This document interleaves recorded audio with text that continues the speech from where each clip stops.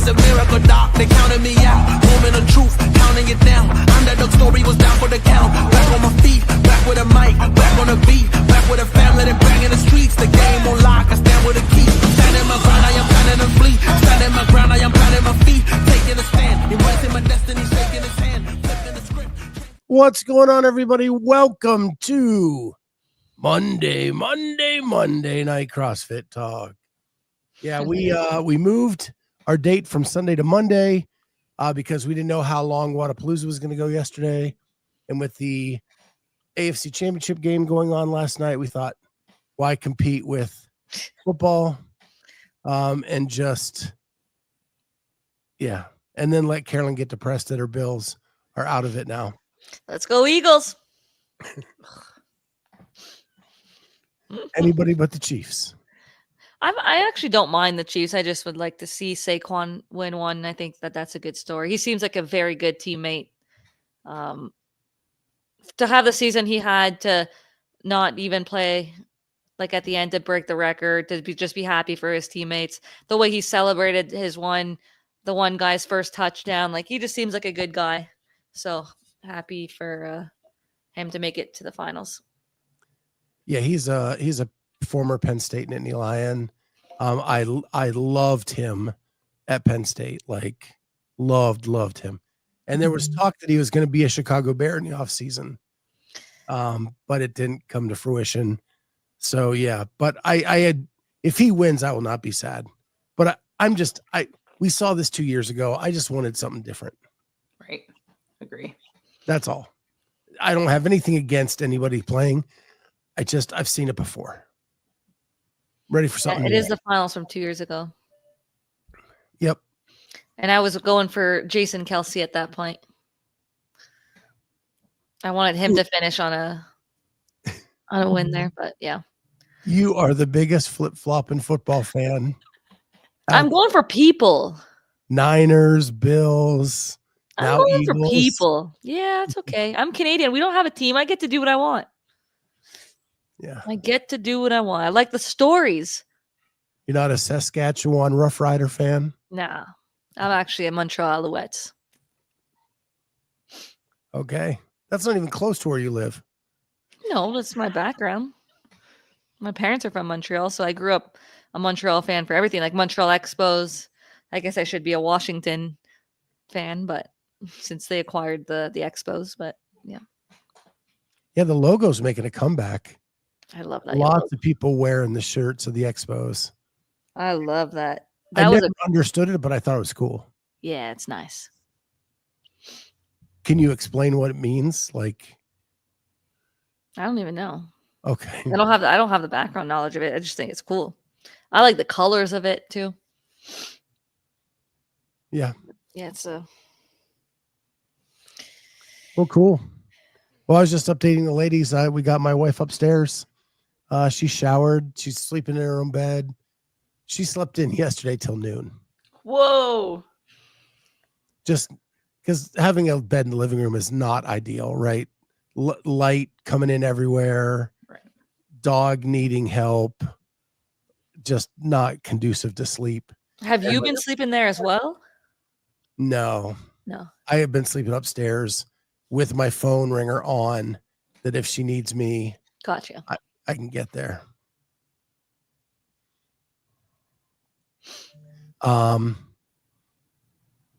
Jay Birch says, I agree, Carolyne. There are more known Texans on KC than the Eagles that I'm aware of. I just wish Kellen Moore could have done the same thing with the Cowboys. I feel for Josh Allen though too. Right now. Gosh. That guy. That's like the story of my life. He's like just in the wrong era. You know, he's just in the wrong division against the wrong quarterback all the time. And coach. I mean, Andy Reid is good.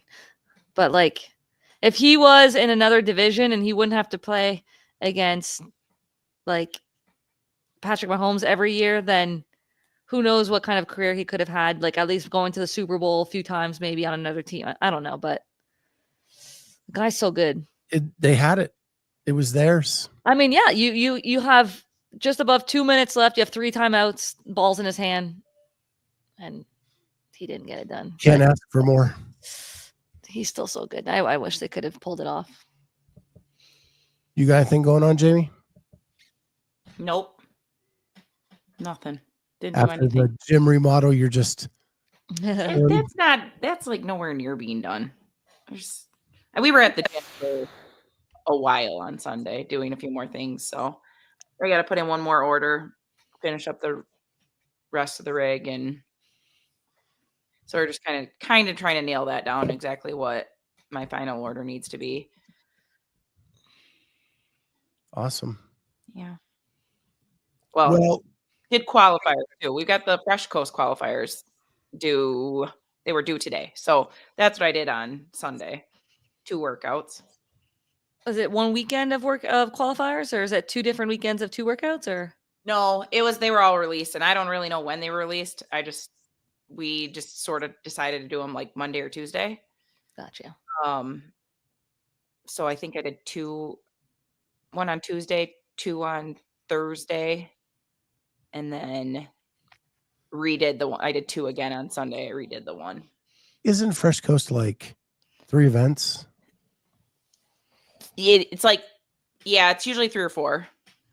So you're doing more qualifier events than the actual events. Yep. Okay. I know. I'm doing the NorCal ones right now. Yeah, I was looking at doing those too, and I just, with having to do these, like I now would have to do like all 5 of those this week. Yeah, I mean, I I don't know. started them last week, even though they were released way before. I still have Yeah. one more 2-parter to do. I thought about doing that handstand hold. That's the one I have to do tomorrow. Okay. I was going to do that one Wednesday. today, and then see. If Although I don't wanted have an assault bike. I have one at school because it's assault bike or Echo. Yeah. I don't have an assault bike at my gym. We sold all those. We only have Echoes. And then the assault bike I have at my school, they went and added like I don't know, I think it finishes with 150 foot of overhead. And I don't have a 35-pound plate at my school. So I'm like, and the spacing, I don't really have like a 25 foot where I could actually put my camera and have everything in there. Yeah. Because if I'm just doing it by myself, like during, like, let's say my spare or something, then I can't do that at school. But yeah, the assault bike thing is annoying because I want to use the assault bike. Yeah. over the Echo. It's just so silly. Yeah. I mean, it helps more people do them, but there's definitely a big difference. And even all Echo bikes aren't even the same. Right. When I go to California, one of the Echo bikes at Lex's gym is just a little bit older. Like people just used it versus another one at her gym is a little bit faster. Like it just, or not even faster, just like regular, right? Like altitude, like just different factors play a role into fan bikes, which I don't think should be in a qualifier. Right. Not just a lot, Jeffrey. Heck yeah. If you're not gaming, you ain't winning. So we had a lot of, we'll dive into this because there's a lot to talk about tonight. We missed a lot last week. We were only 1 day late, but a lot happened before Wodapalooza. And it started with the leak announcement from the Mayhem podcast that there would be a last chance qualifier. Mm-hmm. And sure enough, CrossFit actually used the Mayhem podcast to release the fact that there was a last chance qualifier. It will be held 6/13 to 6/16, and 1 man and 1 woman will get to the games via the last chance qualifier. Now, before this was leaked fully with details, Carolyne had a plan. Carolyne had a plan for what the last chance workout should be, and I want her to explain it to all of you. Yeah. I mean, the whole season, like you already have a bunch of tests that have been conducted online, and it makes 0 sense to add another, like more volume for the athletes online right after like NorCal Classic, I think is the last one. You would add another qualifier right there. And then people like, it makes no sense. Why not take, 1 to 3 or 1 to 5 out of the athletes right outside the cut line of each of the in-person semifinals? Plus the same thing with the online semifinal. So like the people just out, put all of those athletes on a separate leaderboard where no one else affects their scores. and you take their scores from the open and the online semifinals together, best one moves on. CrossFit has no additional workouts to release, and the athletes don't have more workouts to do. These are already public videos for the athletes that already have. There's 8 to 10 events right there that are different style. A lot of times athletes are good at the open, and then not because it's lower skill engine, stuff like that. And then they might have a little bit more difficult time with the semifinals, which is higher skill, more difficult weights and stuff like that. Yeah. And then you have athletes that are good at that, less at the other one, or vice versa. This makes the open matter, makes the semifinals matter. And you have to be well-rounded in all types of fitness, which is important. Like when you talk about consistency in CrossFit, you should be able to do well at both, not just at the higher skill online semifinal style, but everything. Like, yeah, you move on to the next stage through the 1%, but 1% is still quite a bit. Like, I would like to see just those athletes against each other. The rest of the leaderboard isn't even affecting them. Who's the best one overall out of all of these 8 to 10 tests? Like, it just makes sense. And it's way less work for CrossFit and the athletes. It's already done. So my question to you is, last week you proposed that the online semifinal use the 3 scores from the open as scores in the online semifinal. In my opinion, you can't use the open and the online semifinals for that and then the last chance qualifier. If you were only to get one of those 2 things, which one of the 2 would you pick? I mean, you have 11 spots on. I still think I still like the idea that you have to be well-rounded. There's a lot of athletes that have moderate engine, like in open style, lower skill, and then are just good at higher skill, higher reps. Like 6 events. Like, to me, you have not like way more events with both of them combined. You have a little bit more of the leaderboard impacting. Like if you just did that overall with the 1% that moves on, which will, I mean, it won't even be 1% because not everyone registers, but if you just do it that, all the public videos are there. You could still do it for the 11 spots that qualify. But it would make the open matter. Like, to me, the 11 spots that would move on, you're more well-rounded if you're good at both. You're less well-rounded if you're only good at one style or the other, whether it's just the open style or just semifinal. Like, we're talking about overall fitness and consistency, and the more tests, the better. Yeah.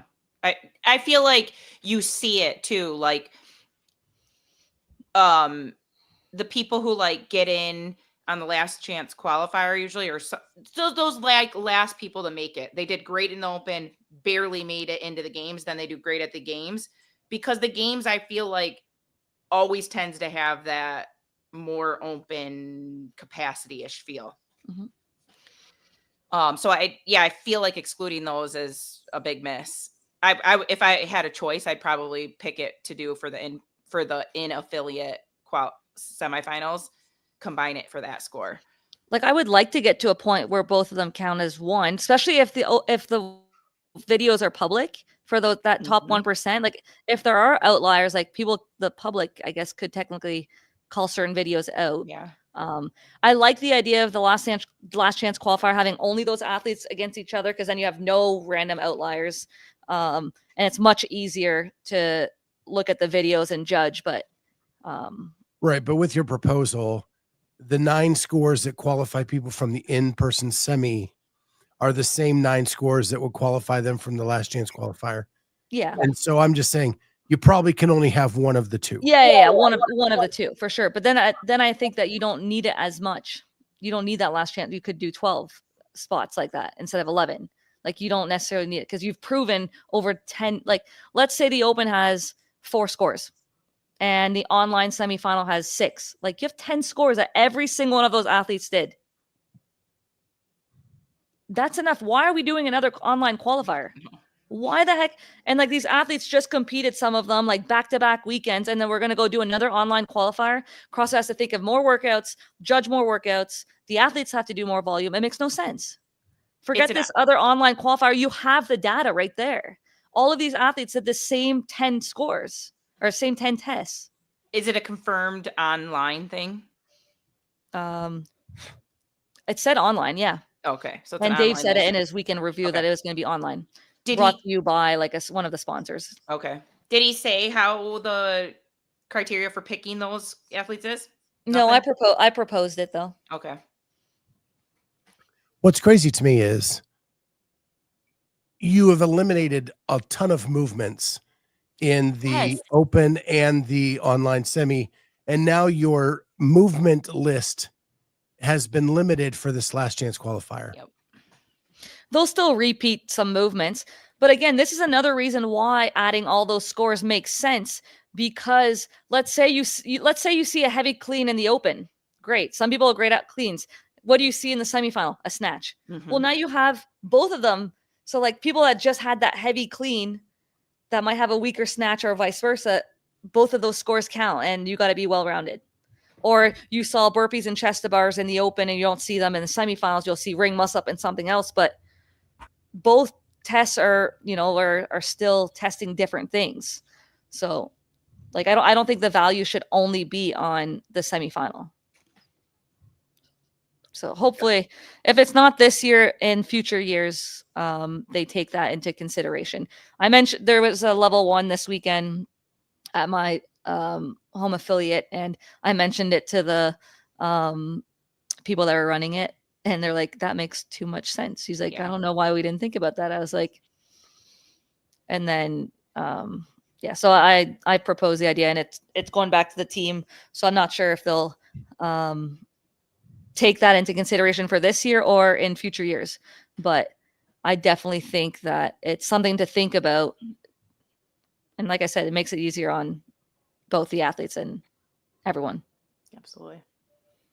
So we also had an announcement from the French Throwdown. Their qualifier is going to be a mixed bag. 20 European athletes with I think it's 4 French athletes at a minimum. Yeah. 3 or 4, yeah. And then 20 spots in a worldwide qualifier. The 20 European spots would be based on historical data. The 20 online would be just your online qualifier, top 20 get in. Thoughts of the mixed bag approach to qualifying? I mean, I like that they're getting their regional athletes for sure in there, but still not making it like a invite only, or there's like only region. I think it's great. I think it's a great way to approach it.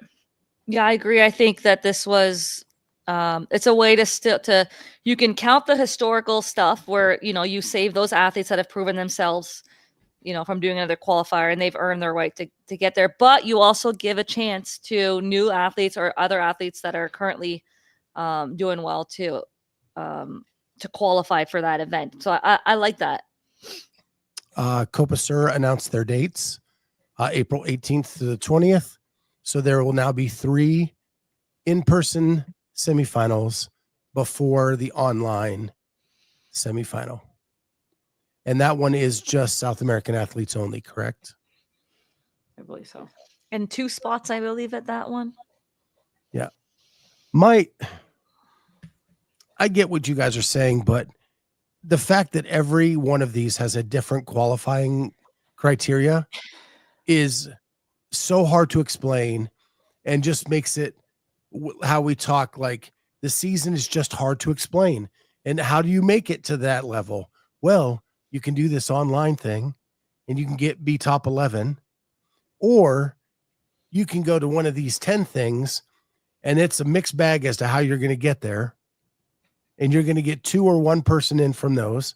And then, just so we cover the basis, we're going to have a 1-shot deal, last chance qualifier with 1 person.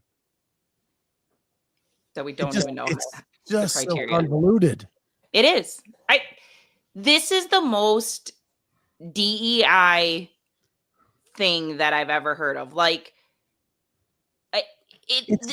it's not DEI, it's passive. It is. It is DEI.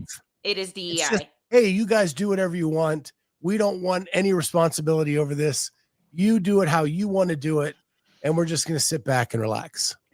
Like, I think if all the regions did something like the French Throwdown, where half of the field is at least guaranteed from their region, I think it allows that local community to maybe, get more fans or something, and to just at least make sure that half the field is regionally covered, and then the other half is up for grabs.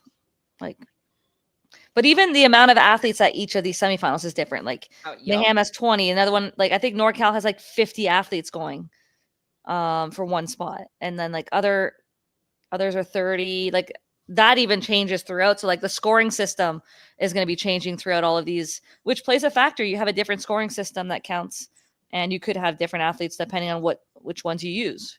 If you have eliminations and stuff, like, so there's just so many factors, so many different things going on. Well, one more piece of news, and then we'll dive into Wodapalooza, and that is, it was announced earlier last week that Ricky Garrard and Emma Tall are now proven athletes. I have voiced my displeasure with this move from Mr. Garrard.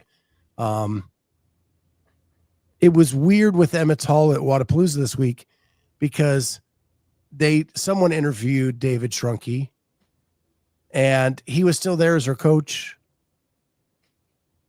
Yet she's now with, like, it's just weird. Like, is it even real? I mean, David's pretty much always going to be her person. I mean, are they married? Or are they just engaged? Partners, whatever that. I don't know what the. I mean, he's probably always going to be there as her coach at like every event if he's not competing. You could be following a program without being coached by one of their coaches.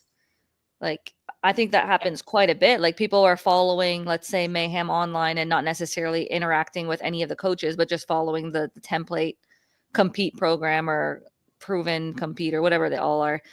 But maybe that's just what has Proven built.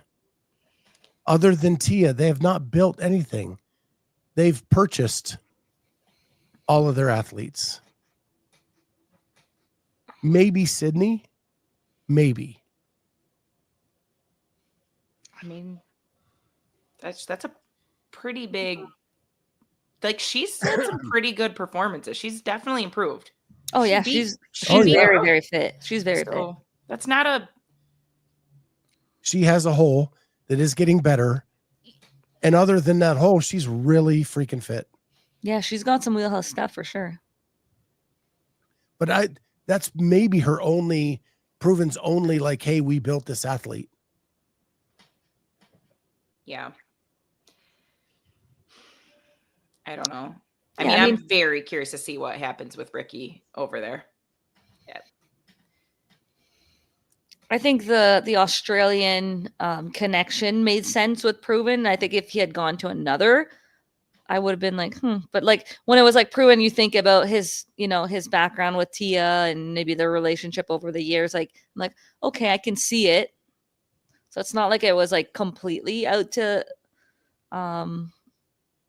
like, not expected. And then obviously we had heard the rumors prior, but it was actually confirmed now. Is it going to make a difference? I don't know. I guess time will tell. I feel for Justin. I think that Justin's a very passionate coach and really bought into coaching Ricky and he put all his confidence into him, and sad to see that he decided to go another direction.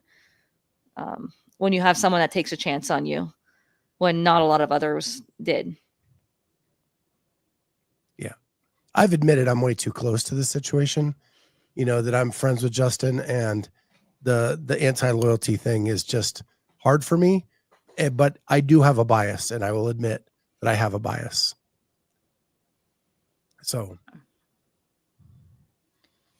yeah. Train to Live says, I think Sydney would have improved under any programming. This has kind of been my sentiment with every athlete in every program. The programs are not much that different than each other. It's honestly just it's consistency. So you need to get in where you fit in and who you feel like you have a connection with. And But you there is some technique development that can happen that some coaches are better at teaching than others.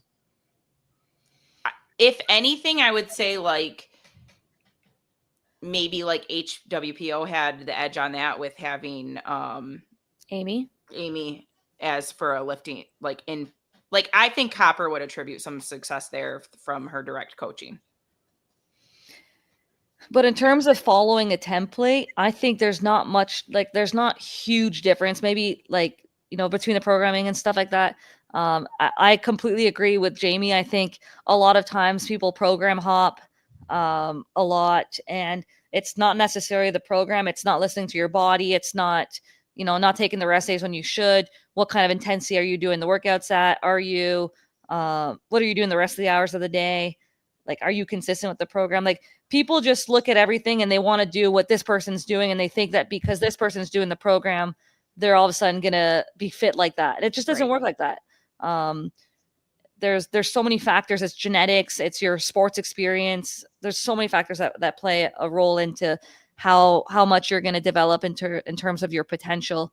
But just being consistent, staying the course for, significant amount of time also is very valuable to see, what you can do. And when someone has stayed at a certain program for many, many years and then wants something else, I get that.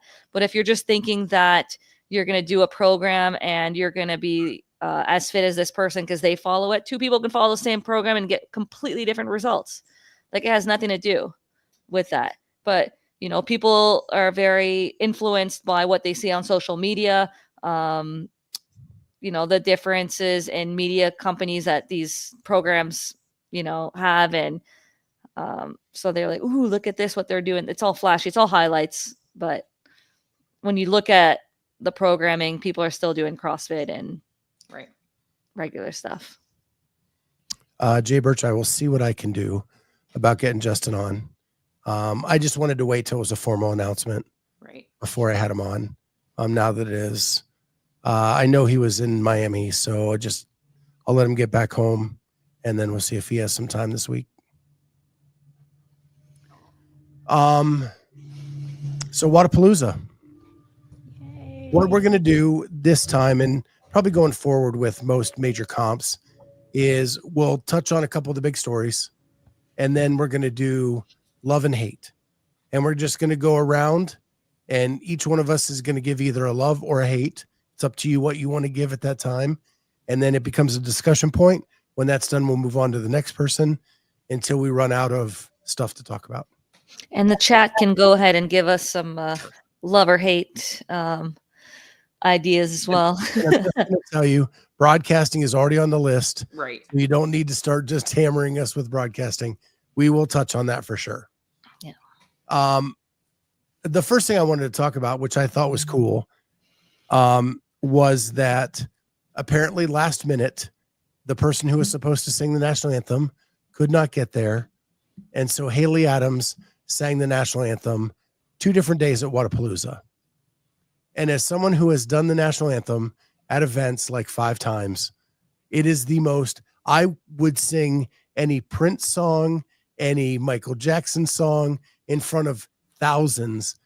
Then the national anthem is so hard to sing. It was really cool to see her go out and do that and be comfortable enough to do that, because it is hard.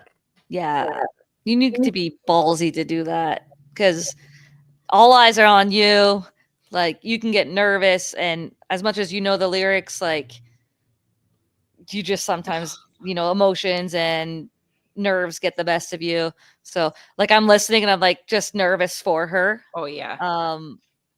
Just because we all know her, right? So it's just different than a random singer that you just don't follow. So props to her for stepping in and not turning down the opportunity to sing a national anthem for her country. Yeah, I thought it was super cool, and just one of the highlights of the weekend. And she also last minute hopped into Reps Ahead. I know. We're going to talk about after this. So she was just saying yes to everybody. good. That's good. Take your opportunities. I think I think she feels less pressure maybe than before, and just is like taking, like you said, like more opportunities and more being in the moment, and just, these opportunities aren't going to be around forever. And if you have the chance to hop in on a reps ahead or whatever things that come her way, like, why not just do it? Like, overcome that fear and step outside your comfort zone. I think that it's great. I think it shows some growth in her as well. Train to Live says, completely different Haley. That showed the confidence she has now. Great to see. It was cool. Now we have to get Scott to sing at Legends next time. That would be awesome. That would be awesome. Man, I'm telling you what, my knees buckle doing it, because practicing, I'll go into a loop. There's a part in the song that sounds so familiar to another part that you can just end up in a loop. Yeah. And I'm always afraid I'm going to do that. So, but if I can get these sinuses cured, I would have no problem doing it, but I would be nervous. I will tell you that. All right. So the big stories for me are this. Lucy Campbell. Is this not the story that CrossFit needed at the time it needed it? It was so good. I am so happy for her. And like how happy she was, and just like her reaction to winning events was just so, it was really nice to see. I was so excited for her. So we know she's like got great capacity. That's like, I mean, unreal. She's one of the best on the bikes that you will see. She's done a couple a rogue challenge before that was like a bike erg, row, and ski, and like she was competitive. I think got like a second place overall with people that are in the Concept 2 world, like high level, insane on the mission, like capacity. And she wins Jackie Pro. So when you think about a CrossFit workout, what bigger workout than CrossFit, like than Jackie Pro, which rowing, thrusters, bar muscle ups. She won that event. Like as a rookie at the games, she wasn't just like at the back of the field. She was 16th place and won 2 events. Yeah. Not many rookies win 1 event. She won 2 events. Listen, anybody who goes toe to toe with Laura in the final event, mano a mano, and doesn't flinch, just shows you how good she could be. I can't believe she went for that last ring muscle up. I cannot believe she went for it. She had a surgery that shortened her wrist. They went in and shaved down her wrist, the bone from her wrist back, to shorten it so that it would better fit. And there was not a great chance that she was coming back from this. Right. And to be where she is today, going toe to toe with Laura on the final event and not flinching, man, goosebumps, crazy when that happened. If you haven't followed her her journey the last couple years, like go back and look at her Instagram. Like she has so many like not reels, but like real emotions, and just her failures and her struggles with body image, with just because like her body was changing as she was like not able to do everything, her wrists, her problems with struggles with that. Like I've really followed her journey the last few years, and I've kept contact with her here and there. So like that's why like, I was a fan of hers before the weekend and called her as a dark horse on John Young on barbell spin, by the way, before the event started. But it's just really cool to see that progression and that struggle, and that she was able to compete this weekend a little bit freely with no expectations, no pressure. And I think that really allowed her to shine under lights of Wodapalooza. And in a 6, she didn't just like barely win. Like, 5 points, but she got 4 second places out of 6 events. And another one was like a 7th place or something. Like she dominated. She's only just been able to do like cleans. Like most of the cleans that she did, like she'll like catch with one arm in front, like in a zombie position, and just catch the other one like a regular clean. Like that's how she's been cleaning, just to not get into the front rack position for so long. So like the one event that she gets, a bad placing, she would have been winning by so much even. So that was my question with her. Like historically, she's quite strong, isn't she? I think she's decently strong for sure. I mean, when I looked at the numbers of the field this weekend, the girls have gotten so strong. Yeah. Like an 18th place was like a 235. Yeah, that's insane. You do 240 and I think it was like 13th place. I'm like, damn, like not just for one rep, like just like a complex, right? Like you're looking at these numbers and you're like, wow, like the field is just so strong now. So yeah, I know. I think she's not weak by any means, but I don't think it would be her main thing. Like she's definitely more of like conditioning athlete, like great. I mean, she's a national level swimmer, so right. Swimming one was always a good one for her. Chris G, that was crazy. I was on the floor calling it. Couldn't believe it. Meredith Jones, if anything, I think she was so worried about what she couldn't do in regards to the risk that she didn't realize how much she could knock it out of the park otherwise. That's exactly what I feel like. Like I feel like she was worried about that clean event, worried about some of these like lifts that. Yeah, I think that's exactly what happened. And in 6 events, like, if you do 10 events, maybe Laura takes her, as it goes on, right? Because Laura, like in a 6 event, sometimes you just, but it was just Lucy's weekend. Like it was her weekend. Like Laura made some mistakes, like on the handstand walk, she came down earlier. I don't like that workout with the 2 lines. I thought that was completely stupid of Wodapalooza. The yellow line was for the lunges. The green line was the handstand push-ups. Like, no, like that's so confusing. You're upside down. You can't even see, like, I didn't like that they had the 2 lines, but she made the mistake there.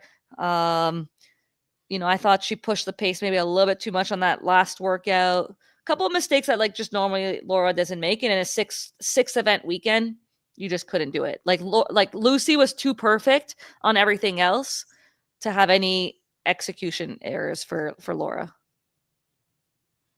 Yeah, some people were jumping ahead in the comments. I see your comments, but we're going to get to that as one of the main stories.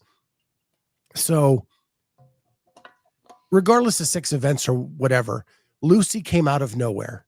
We haven't seen her in 2 years because she's been fighting this uphill battle. And to come out and knock it out of the park, I don't care how bad of a weekend Laura had. Lucy won that freaking event. She took it. It was head-to-head at the end. Laura had every opportunity to beat her in that last event. She couldn't do it. Lucy won. Lucy wins the title.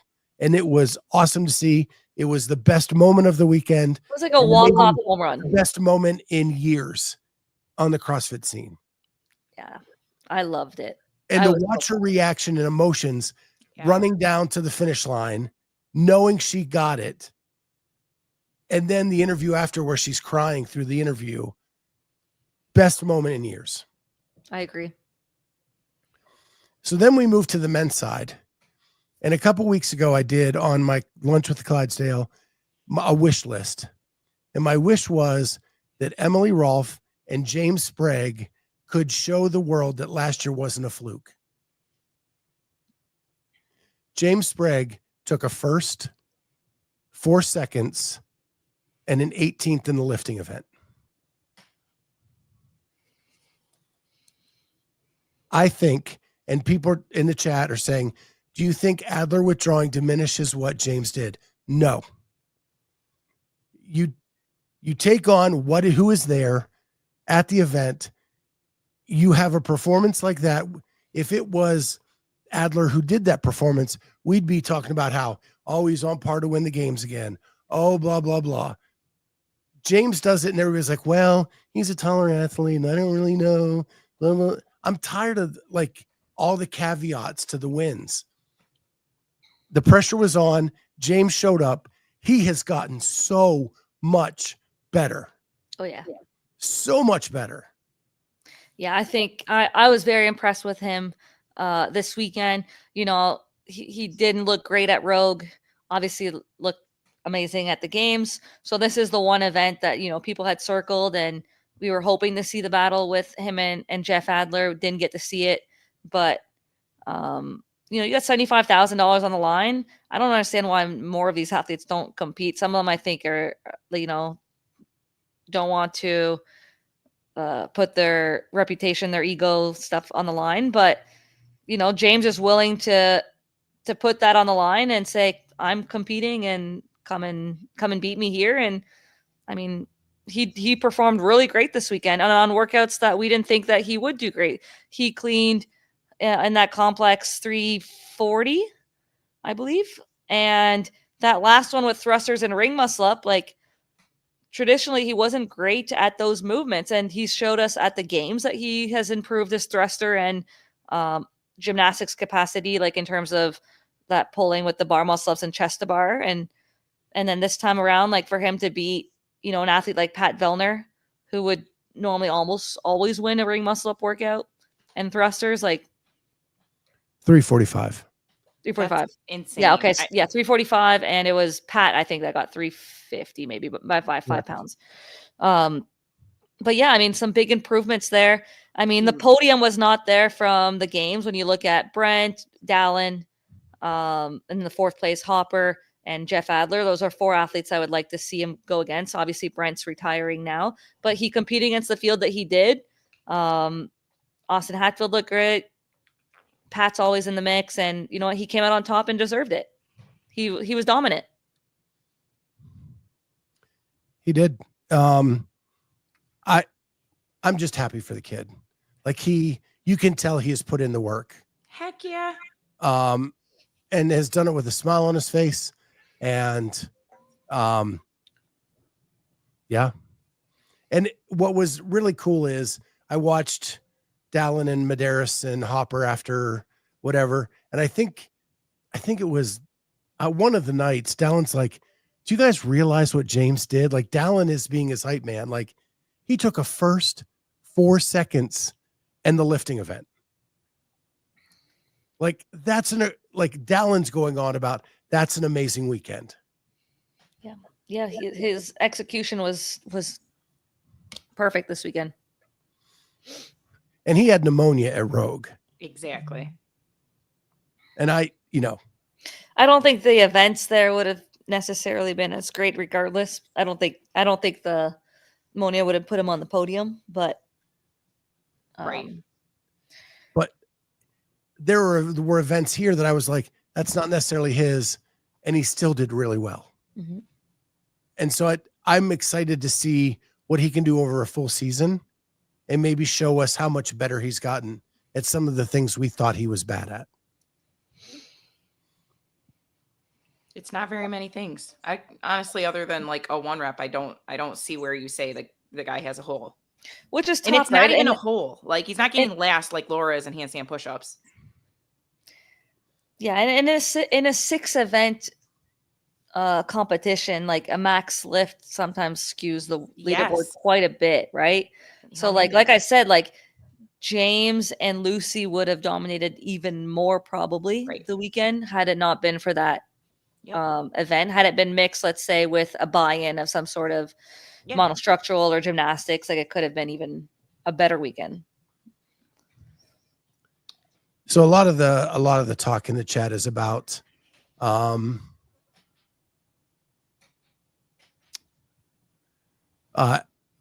shoot. Here we go. Love Lucy. We'll get to the outcasts. If Sprague's win at all diminishes because Adler pulled out, there's a lot of this in the chat.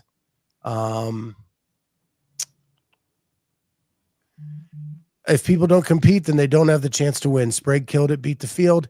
He was against, can't take anything away from him. Yeah. He did what it's not his fault. He did what he had to do, like whatever. Meredith, I absolutely loved it. Like, do I think that there's some key figures missing in that field? Absolutely. I'm not going to deny that there's some people that can take him down, in my opinion, but he did what he needed to do. And he's showing us that he's made some huge improvements. And I guess until someone beats him right now. Vi says, I think people have questions until Adler and Sprague go head to head this year. I think it's more than those two. It's going to be Dallin, it's going to be Hopper, it's going to be Hatfield, and these two. When those 5 are all on the floor together, and Roman and Ricky, like the men's field is as deep as it has ever been. I mean, he competed against Hatfield. He beat him. I think Dallin would tell you that James is fitter than him. Especially at that final workout. I think Dallin said this before. Like James is superior at like thrusters and gymnastics. Then Austin? No, then And Dallin. Oh, then Dallin. He Yeah. beat. I mean, he didn't beat Austin at that event, but he beat no. Austin over the weekend. We already saw that matchup. Like you can't keep saying, well, this like. I mean, he's. Right. I mean, it is only Jeff. 6 events. It's not a complete test. That's the thing. This was not a test of fitness. It's 6 events. Guys together, the leaderboard's going to shuffle a lot more. Oh yeah. Yes, there will be some mix up. So it is going to make it a little more different for all of them. A little more different. That's awesome. Yeah. Yeah, Laura figured out how to do the handstand push-ups. Who hasn't figured that out? There's a lot of people. Like people are being picky on Laura. Like that was not even the worst, not even close to the worst handstand push-ups we saw that weekend with the wall facing. There was way worse than that. People always had do that programmed. Like that's not I've had kipping wall facing handstand push-ups programmed and done them. I'm sure most getting people no repped. What? In the video you can see she's getting no repped. That's because they're apparently is one of my things. Like this goes back to not knowing the standards. I realize it didn't say strict wall facing handstand push-ups, but apparently from what I'm reading, it did say legs must remain straight in the movement. That's what I am hearing as well. Like you can you can drive your hips towards the wall. But she bent her knees a little bit. Yeah, but like I'm just saying you can drive your hips. Like it doesn't say anything on that. It said belly could not touch the wall, and it said legs must remain straight. Yeah, but there was like some finishing positions that were like not even. Oh my gosh! Like I'm saying like that wasn't at all even close to the worst. Like I agree. We're being picky on her, but there was a lot of athletes that had that also had kipping handstand push-ups. Mm-hmm. But like obviously all eyes are on her whenever there's a strict handstand push-up workout. So yeah. So that was the individual side. The teams, the boys win again. And I think that just goes to show you they've been doing this enough years that the 3 of them just work really well together. Yeah, you take 3 fit guys that also know how to move the worm and communicate, and there's not ego issues. Like I'm sure on some of the teams, when you put 3 individuals together, they want to contribute, they want to do this part. And it's like, I think when you have 3 athletes, like maybe Noah, Travis, and Chandler, like they'll take whatever role, you know what I mean? Like there's no ego as much, like they just know what to do to win. I think I think they moved well together. They did well. And it obviously helps to maybe practice a little bit together. Yeah. And I will say that on the women's side, probably the most unlikely pairing of 3 individuals in the history of Wodapalooza with Danielle Brandon, Shelby Neal, and Emma Lawson. How did they even communicate to get put together? Yeah. They end up winning the whole dang thing. I mean, they're 3 very, very, very fit ladies together. Yeah, so. But we saw on the men's side that's not what I it know. took. It surprises me that they were the winners. But yeah, super, super interesting pairing. I'm curious who reached out to who. The team name is weird to me. Like Emma Lawson is not an outcast, and maybe Danielle could take that name, but like Shelby's not an outcast. Emma Lawson for sure is not an outcast. Yeah, maybe managers or something like that, but yeah, they were consistent. basically the whole weekend, right? They didn't have I think they had maybe one event that was meh. The team that I was the most surprised with on the female side was the Broadway girls. They didn't do as well as I expected them, both Well Sister and Haley. I thought they would do better. Yeah. Okay. So- I thought the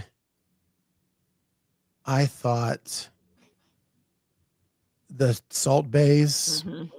would do better. Well, they had it in the bag till the last They were event. leading going into the last event. Right. They were lunging so slow. Yeah. They were like really lunging slowly, I felt. Because they were in the lead until like, and then they were like, they had the worm on their shoulder and they just were like moving very, very Did they slow. get a And no other rep? teams were catching up. Did they have to set it down? I couldn't see what happened there. I thought they got a no rep either on the way Maybe. back in or something. Yeah, maybe I missed that. Team Noosa and Swedish House Mafia. Yeah, damn. third. That's impressive. Yeah. That was Yeah, that Astrid crazy. 10 was crazy. Yeah, that one, the So- team that got second, like no one, I mean, I won't say no one because obviously people that would know those athletes a little bit more may pick them, but like a lot of us didn't know much about that team. And for them to finish second with that field, you know, you look at the podium and every one of those athletes have, you know, you recognize their names a lot more. And then you saw them in second, you're like, damn, like they beat a bunch of games athletes. And I mean, some of them are team athletes, but very impressive. Yeah. Yeah. And to be honest with you, one of the most surprising teams for me was on the men's side, and that was Mayhem Trace Leches. Yeah. My Saxon Panchek that I always get ripped for takes silver with Guy, who always gets dogged, and Jorge, the team leader. It was great. They did awesome. Very impressed with them. Yeah. It pays to have a team athlete on your side for events like these. I mean, the worm is so crucial. I agree. And Saxon is such a grinder. Like he'll just do whatever he needs to do. And then Guy, those cleans that everybody was struggling with, not a problem. The overhead squats, not a problem. Oh, Yeah, some of that stuff was ridiculous. I gotta say, Danielle there at the end, or maybe it wasn't even at the end, just talking about competing with those girls and them like bringing a calming influence over her. I thought that was great. Realize that she couldn't show her emotions because it would feed into them. Mm-hmm. Maybe that's a good learning experience for her. I think it's going to be huge for her. Because I thought that team was the best Danielle's looked in a couple years. And I think she needed that confidence, right? Like she's had an off year compared to where I think she would put herself as an athlete. And, you know, to go on top of the podium and just get that confidence to start the year, I think is going to be huge for her. Yeah, you could just see how happy she was. And in her interviews, like she was like listening to her teammates and was like very engaged, like into their answers and stuff like that. You know, I think this will be good for her confidence going into the season. Yeah. All right. So we've talked about the big stories and the winners. Let's start with our love and hate. Okay. Do you want me to go first? I don't care. My first one is other than James and Lucy, which I made perfectly clear in the headlines, Astrid 10 and Enola Kai. I thought they both had amazing weekends. Enola Kai made it to the games once, but really showed that he belongs this weekend. And Astrid 10 coming out of nowhere, and this giant of a woman at 5'11", hanging with the women. Love that so much. So those two were loves of mine for the weekend. Okay. I'll say my love is that I feel like the team workouts really highlighted team more so than just letting one person work. Like you couldn't really progress without working as a team. You couldn't get past the handstand walk if you didn't have a handstand walker. There wasn't a place for, and we see it, there wasn't a place for individuals to shine. The team that you would say was the best individuals on the floor, especially like on the men's side, didn't win. Like teamwork was crucial. I like when events make you focus on teamwork and it isn't just like like waterfalls of individual performances, right?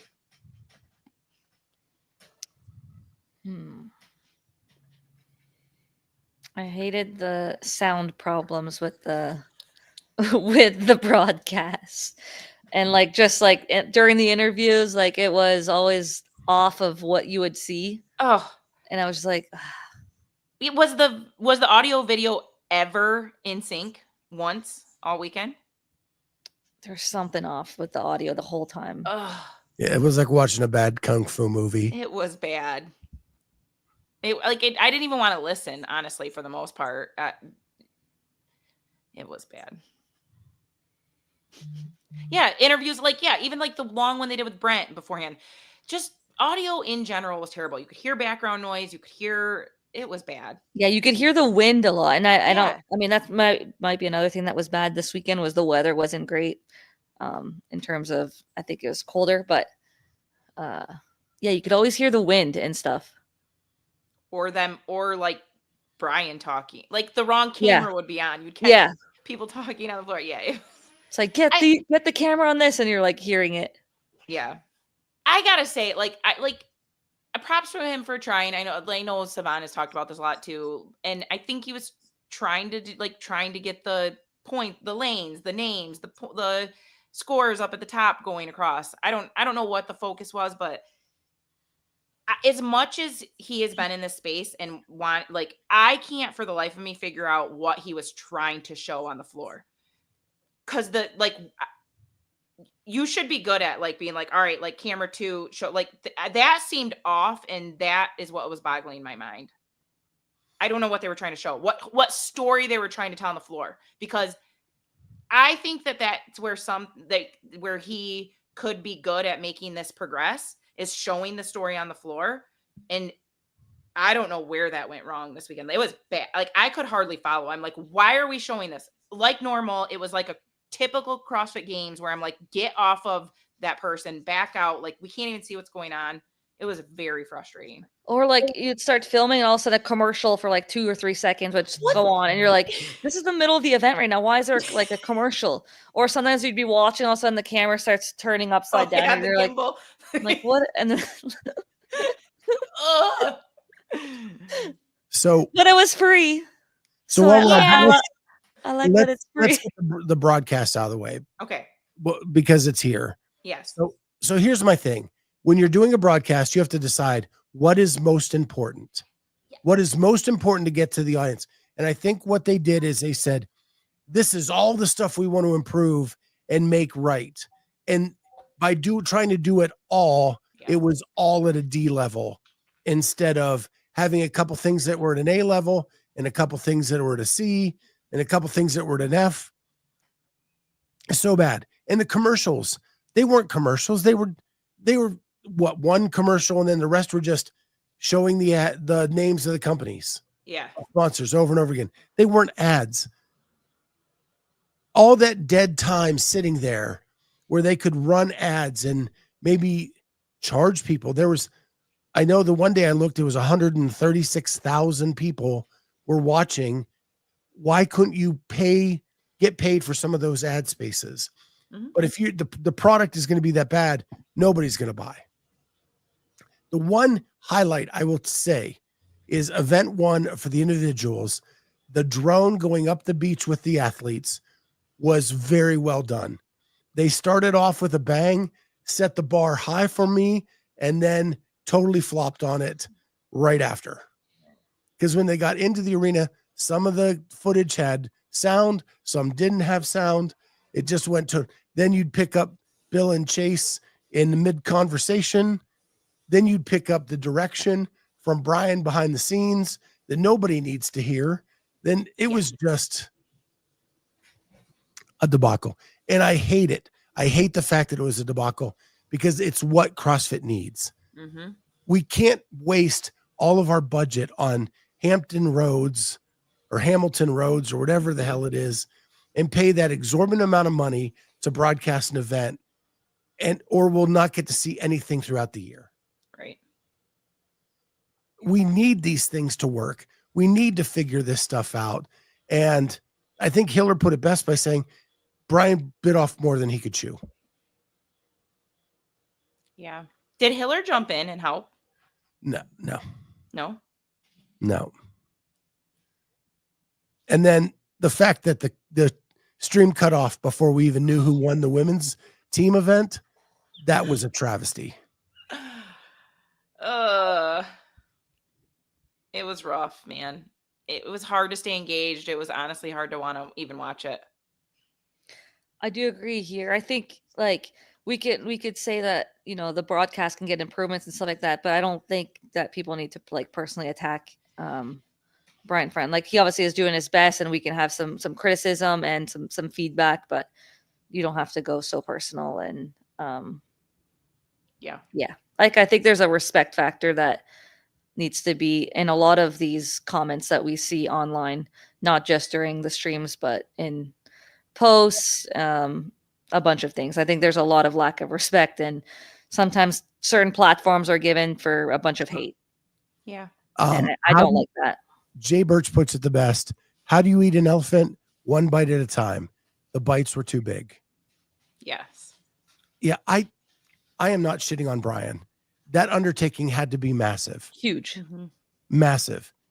I want it to work so that we can figure out how to do this and take it to Legends, take it to Masters CrossFit Games, take it to Crash, take it to Metcon Rush, so that we can see more of these really cool events that go on across the country.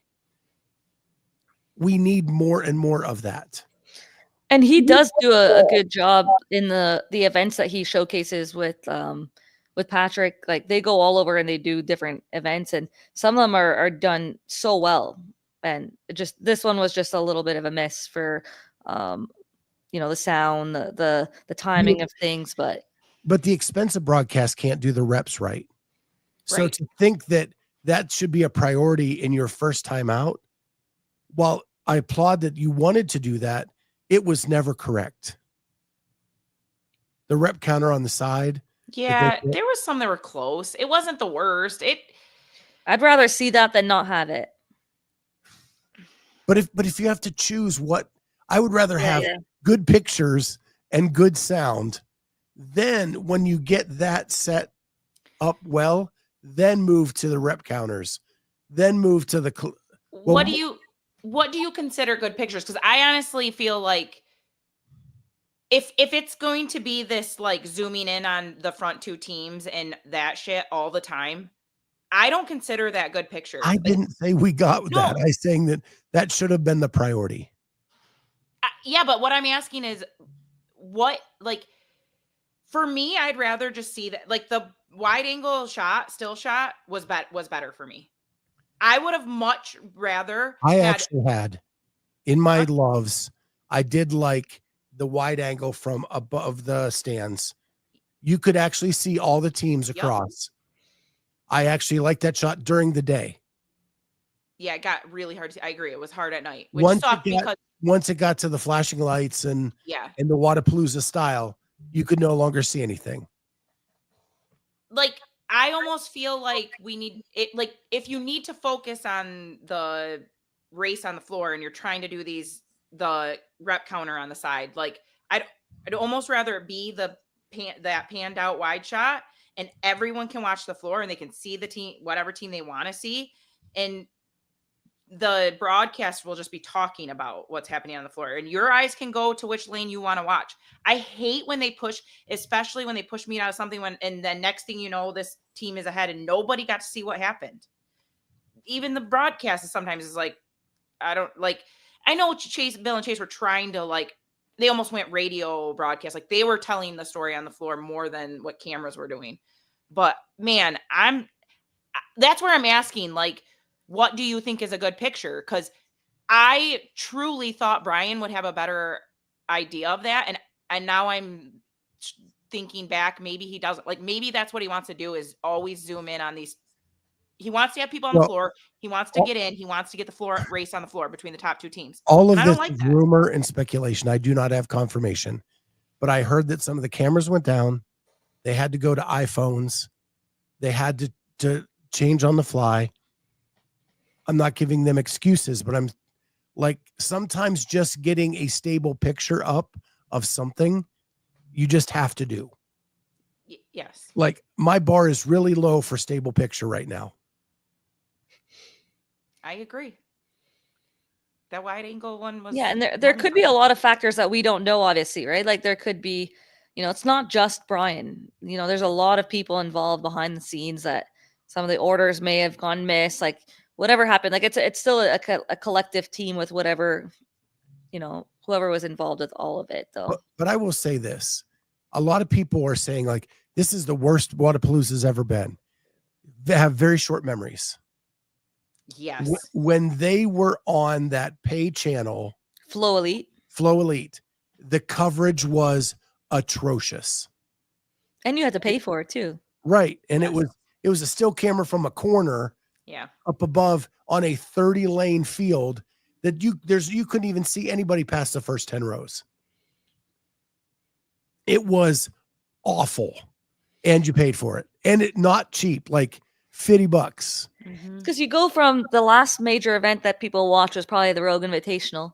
Less people watch Dubai and other things. So the next thing that people watch after Rogues, is this one. So it's definitely a lower tier for the broadcast than Rogue, which is the highest one. But like Vi said, I hope that he can be given another chance at some point. He does do a really good job at some of the other comps. So for whatever reason, maybe this one was a little bit too big for the help that maybe he had to do it. I think he needed more people or people on the same page a little bit more. I definitely think he has done great stuff. I think the floor is too big at Wodapalooza. It is huge. That's the thing. The comps Brian has been at are what, 20 lanes at most. It's more manageable. It's probably easier to tell that story. Or the people we care about most are in this group of lanes. You know what I mean? Like Wodapalooza is pretty deep. That women's field was deep. Yeah. I saw Denise say, I wanted to see the daughters more. A lot of people couldn't get in the top heat. Nope. The reason you didn't even see them in the second, like in the second heat, you didn't even get to see them. Yeah, Wodapalooza was probably not the first one with a major production and announcers and all of that he should have attempted. I agree. New floors, new stages, like that's the thing. You don't even know what you're getting into, really. That's a good point too, right? Like there's no familiarity. That's the one. Yeah. With this location, these floors versus had he seen it done, let's say years, there's probably a smoother transition to him doing it than a new location and everything. Well, I think that was the part that sucked. Other than the drone with the athletes up the beach, we got no idea of what the new venue looked like. Yeah. From the production. There was no B-roll. There was no like, hey, let's go on a tour of the grounds. Vendor Village.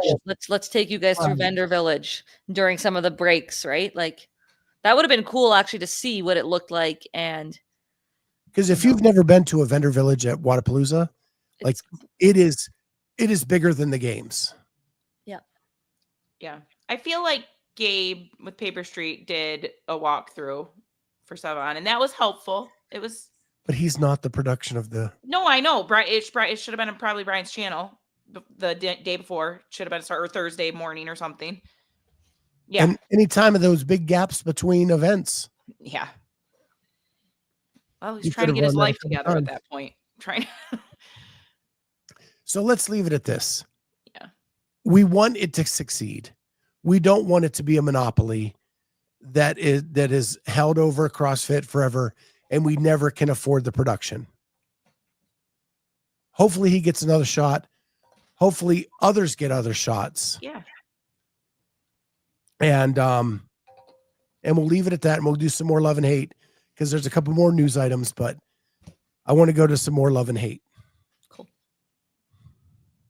So one thing, and this is kind of broadcast, I am ready. Like, personally, I like Bill and I like Chase. Bill Grundler is one of my favorite people in the whole wide world. I met him in 2013, had lunch with him, and we've been friendly ever since. But we don't have a color commentator that has played this sport in the last 10 years. Yeah. I mean, I've been enjoying Lucy doing it. Lucy's awesome at doing it. Right. But it's time. It's time to develop some other talent. I agree. There are a ton of athletes who have played at a high level that can give a more recent perspective as to the way the sport runs and the way the athlete feels. It's a different game now than it was then. Or just certain strategies. Sometimes they would say certain strategies, and I'm like, no one's going unbroke. Like, Yeah. no. And then they'd be like, why is Jack Farlow doing a squat clean? Well, maybe because he did all the freaking cleans for his team. He's like, why is he squat cleaning? He should be able to have power. Well, no, he's literally gassed right now. He's doing every single one of the power cleans. Like you guys are delusional if you think that he can just go. Like, not everyone has the same. Some people are better squatters than power. Yeah. Like my power clean isn't great. My squat clean is good. Like I'll use my legs if I can, especially as you get fatigued. Like sometimes some of the strategies that they give, I'm like, no. When I see names in the chat, but you have to give people the opportunity to see if they're good on TV or not. Mm-hmm. Some people are good at it. Some people aren't. It doesn't matter how good they were on the floor. They have to be good discussing it. And I love like hearing Josh Bridges on the Rogue alternate broadcast. And he can beat it up through 16 or 17. At least that's a little bit more recent.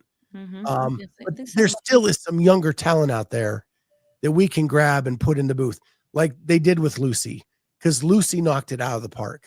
Yeah, and she really gave great perspective on the female paces and was very knowledgeable on the men's side of things. And I thought that, Lucy's great. Good addition. Denise says, been watching some Justin Medeiros videos. Think he has a future after retiring. I would not have said that until the last 3 weeks. So that's a good segue into my love was the Go Wad verse. Jay Birch says, Carolyne, you should go. I don't disagree. Yeah. Go ahead, Jamie. So my love is the Go Wad versus the PJs and the Dalen, Justin, Hopper podcast that they've been doing, especially the nights of between the comps. Like my favorite. Did you see the last one after with Pat? The final with Pat was hands down my favorite moment of the whole weekend. It was incredible. Have you seen it, Scott? I've started watching it. I have not finished it. Oh, you need to finish it. The end with Pat goes off the rails. He's like, it's my podcast now. The thing is, like, Pat is literally so funny. He's witty. Like, people in the comments are always hard on him because of the PFAA and all of that. He is like one of the most well-liked athletes by any of the athletes. Oh yeah. And he's funny, he's fit, he's laid back. You know, he has a great balance in his life. Like I just always like hearing Pat talk. He's very intelligent, super knowledgeable. Like I love that podcast. I was listening to it on my way to work and on the way home, and I was like, this is awesome. I was laughing so much.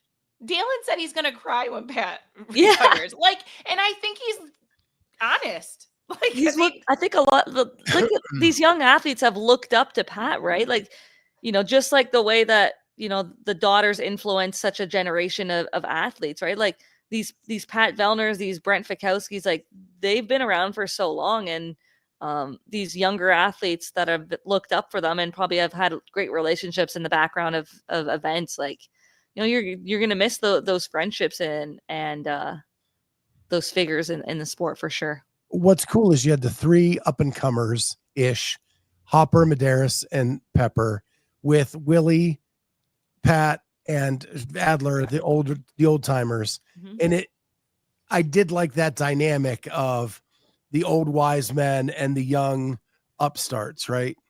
Yeah. And Carolyne said it 3 weeks ago when this started.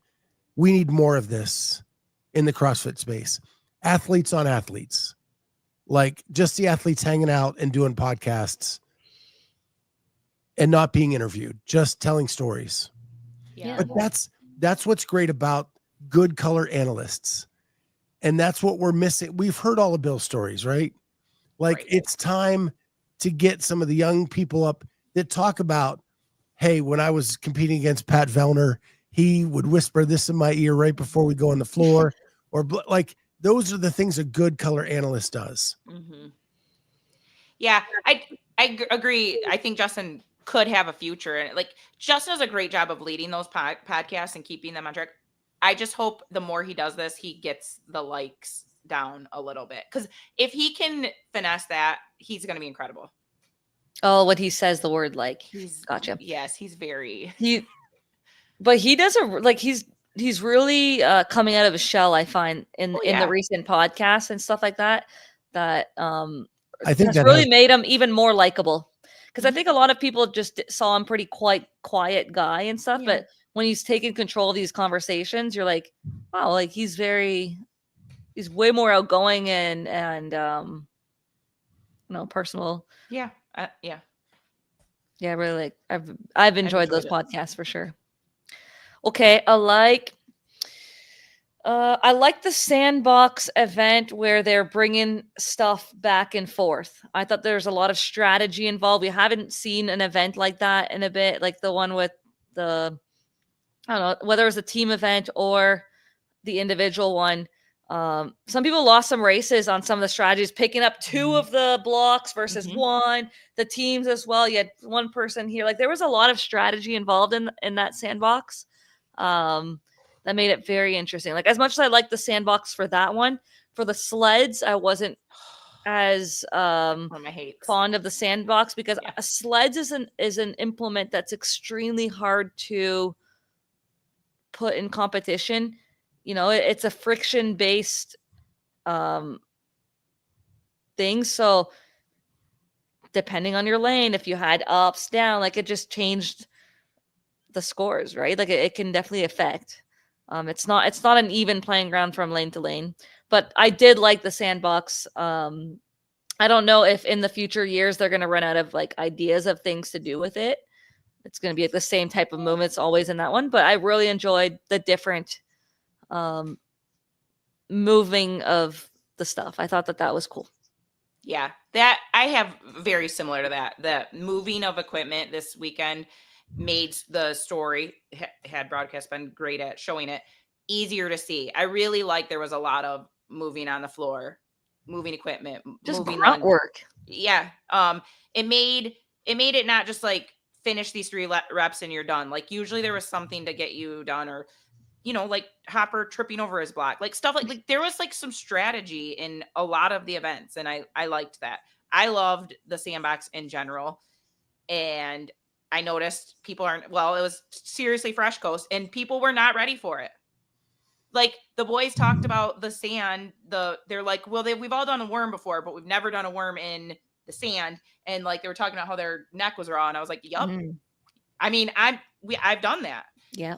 Done a worm on the sand, and it's a total game changer. And you will have it in your shoes, socks, hair for another month, guys. So have fun. I have a little bit of a rebuttal to that. But before I do that, Denise says, did they say Jason fell over the boxes in the sandbox? Jason says he fell over the boxes. Dallin contends it was flat land that he tripped over in the sandbox. That is the bone of contention. Yeah. And apparently there's video that it was flat land and not over the boxes. However, it was hard to see on a phone held up to the camera. Okay. But my rebuttal is I loved the individual event bench press where they had to move the stuff through each thing. Thought that was great. Love the team event where you had to move the bricks and the sled. Other than that, get rid of the sandbox. I'm What? done. Stop. Done with it. No. It's trying to find gimmicky things to do in the sand, and it was overused. It should not have been half the events.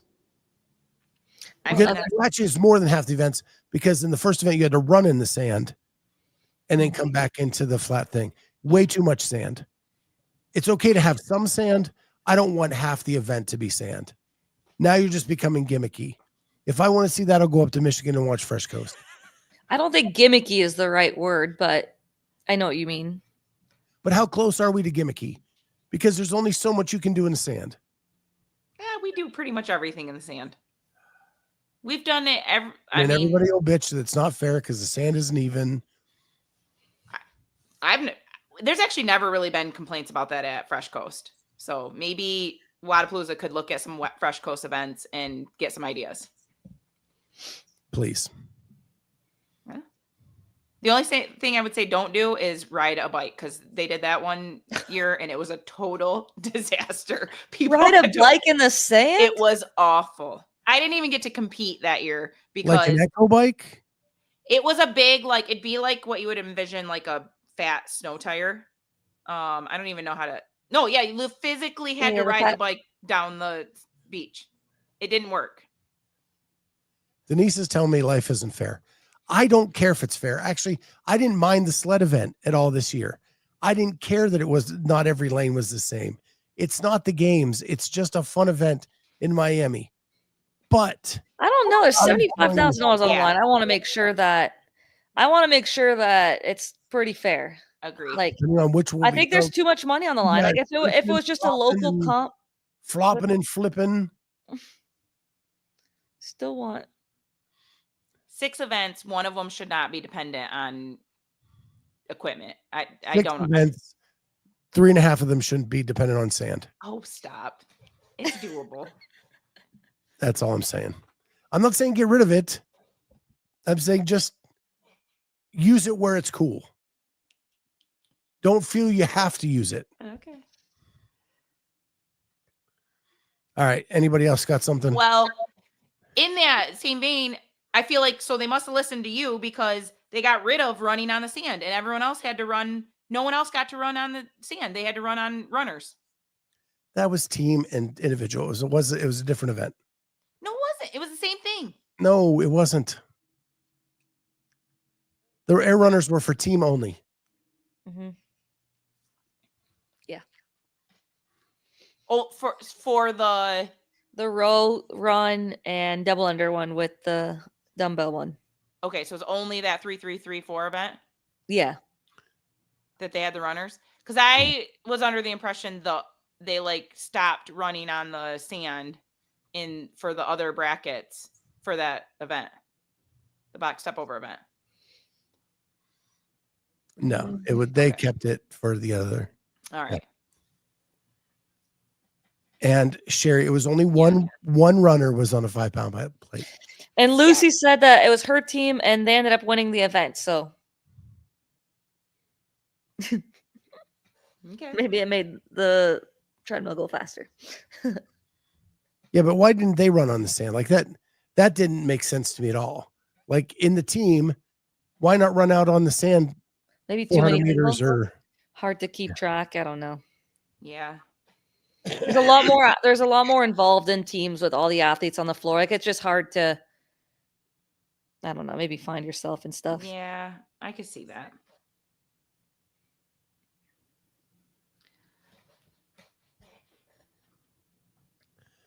Okay. I have a bench, but yeah, go ahead. My other not like was not, again, we've talked about this, like not knowing standards, not knowing, even like maybe the broadcast not knowing, and judging in general, playing a role in outcomes. I never like. Man, that final event for individuals, it seemed kind of all over the place for me with the barbell standards. Like it seemed like you were not allowed to drop the barbell at all. I mean, Emma Tall got hammered, and then And then later heats or different judges were okay to drop it from like their hip. I did not like that. I didn't notice that one. Ugh. I noticed some pretty egregious ones. I knew you weren't allowed to drop it. And I did see some people drop. Exactly. And that's huge in an event like that where you're trying to save your grip. And Jay Birch says not enough judges. To put people to run out. Yeah, I could see that. Yeah. Along that line, one of my hates is the air horn went off too early too many times. Yes. That is a very simple task. When the event's over, not when the lady fails her handstand walk for the third time and is going to attempt a fourth, you don't blow the air horn there. Man, make her feel even worse. I know. But it happened. It happened a lot. Yeah. Yep. Usually one lane was still working. Yep.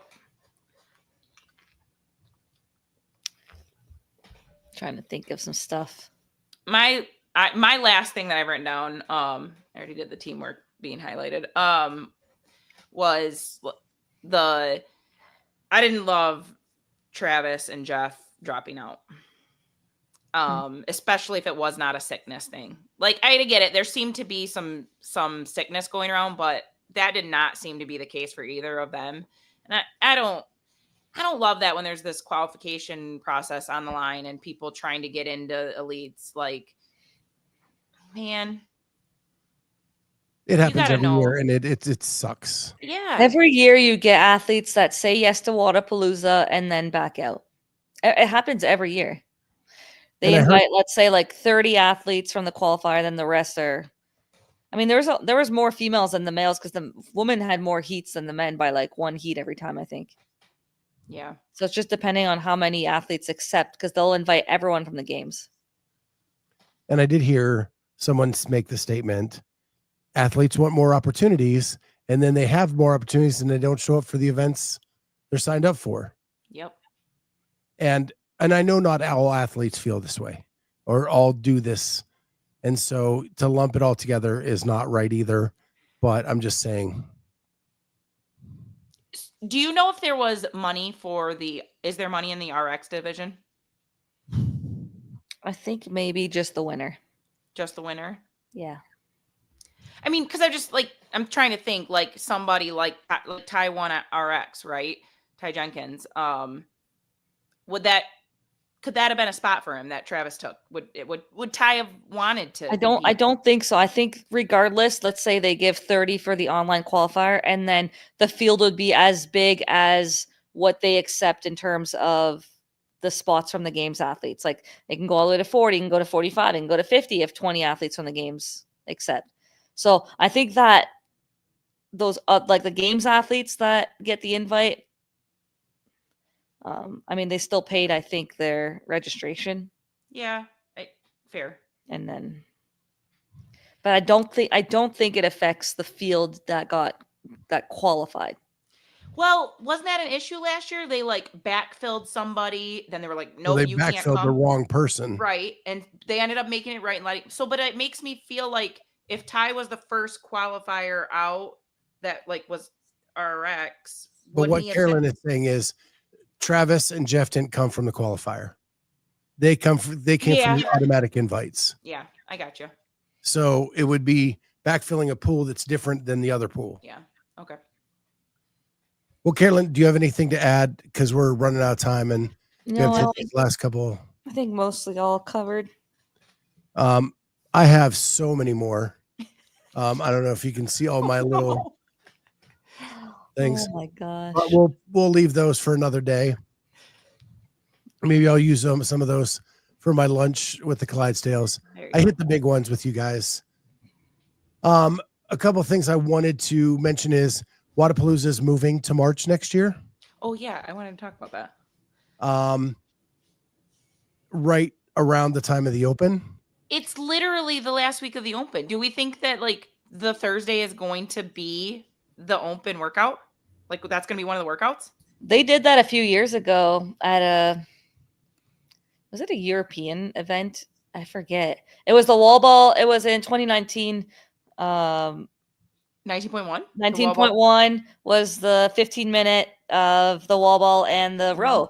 And people got to set up their rower and wall ball how they wanted because they didn't want the transitions being a factor and a disadvantage to the athletes that were competing. Because like if you're going to be doing that event there, you want to make sure that you're still in a good position where your transitions aren't a ridiculous amount where you have to redo the workout on, the Monday. Or, yeah.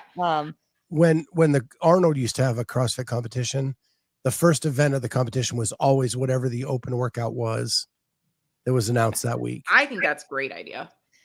But I think it needs to be then the issue becomes, does that qualifier then know the workouts early? Who knows the workouts early? Can it get leaked even more?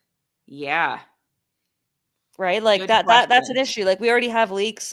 Like, and then if that qualifier then gets the first event, how many people already know that workout? That is a good point because that would totally happen, and that's it would totally happen. Yeah, because in a way I like the idea. Like maybe it becomes one of the in-person qualifying events, and the first event, But yeah, I didn't even think about that because that's totally going to be a problem. Because then, they got to set up the rest of their events so that they don't have two back-to-back, I don't know, rowing workouts with the same movement. So they would know the workout to program the rest. Yeah, so that would be an issue. And then just making sure that the athletes aren't in they're gonna race faster because they have a bunch of people against them, but you don't want to put them at a disadvantage in terms of their setup. So that's a big one. Like I wouldn't mind doing my open workout next to someone that's pushing me, that's my competitor, but I better be able to set up how I want. Yeah. And then you got to film it. If you have to do your video film, like where's everyone's cameras going? It's going on a public leaderboard. Like you got to be able to see everything, a clock. Hopefully there's one standard camera on the outside that counts for those people.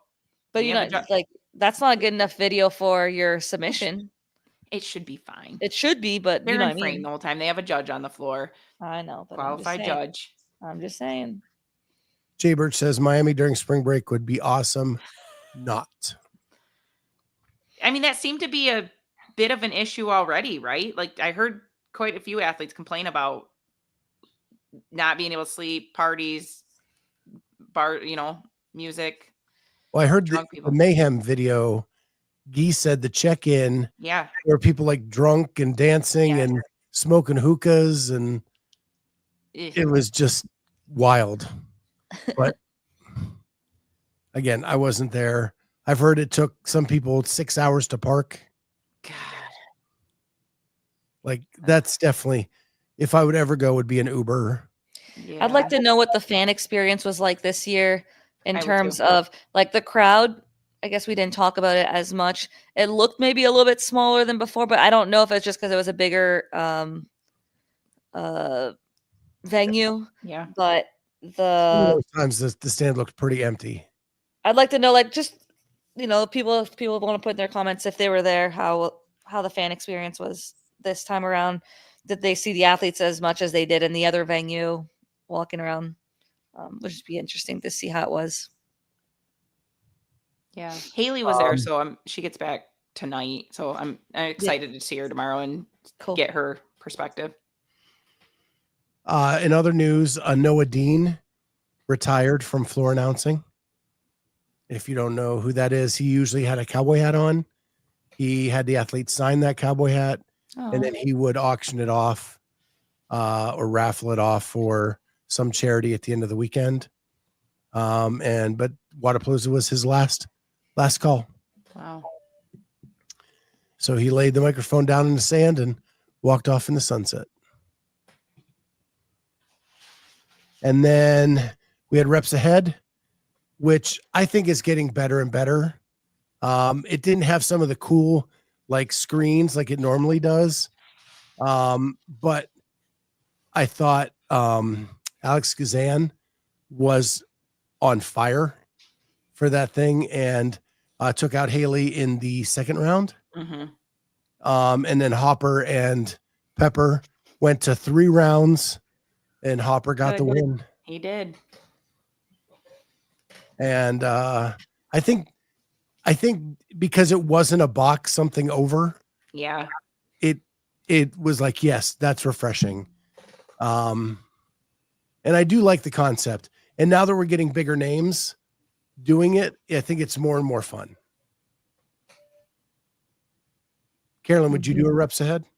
I would love to do a reps ahead. Don't put double unders, but I would love it.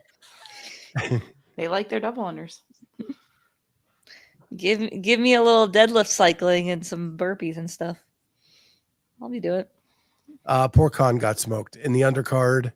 Yeah, Con. It's tough. If you don't have the right strategy, if you pushed a little bit too much at the wrong time, you just go over that red line. Once you're there, it's just survival mode. I think Con was a last minute sub as well. And I think his strategy was, I'm going to go as hard as I can and try to win early because I'm not winning late. Right. And he didn't win early.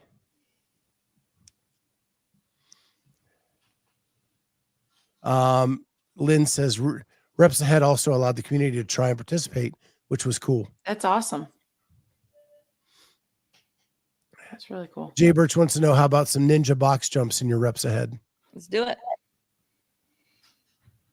I want them at NorCal, though. There you go. If they show up at NorCal. I tagged them.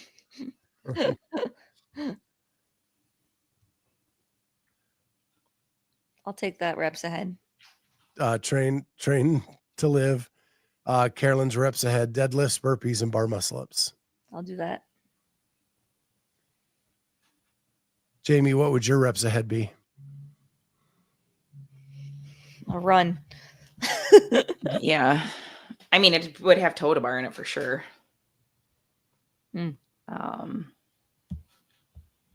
Probably burpees, maybe bar muscle ups. A light mid-range power clean. There you go. All right. Mine would be overhead squats. Ew. No. Random. That's the first movement you think of? Oh, I can overhead squat all day long. Ew. My favorite thing in the world.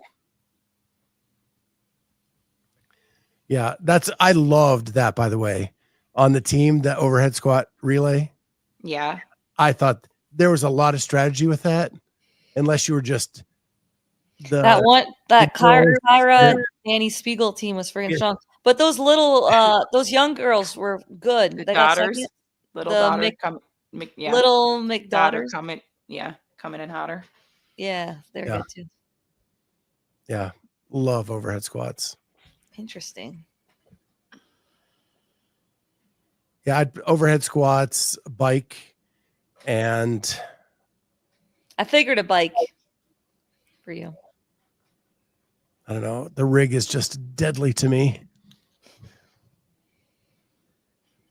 So, we'll figure it out.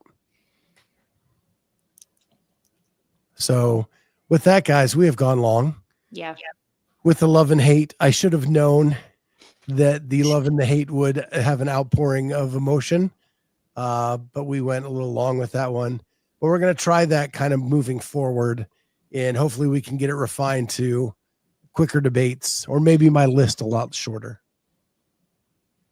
But with that, guys, thank you so much for being here this week. We'll be here for lunch with the Clydesdale all the rest of the week. You guys are awesome, but man, we got to get back to work tomorrow. With that, so glad.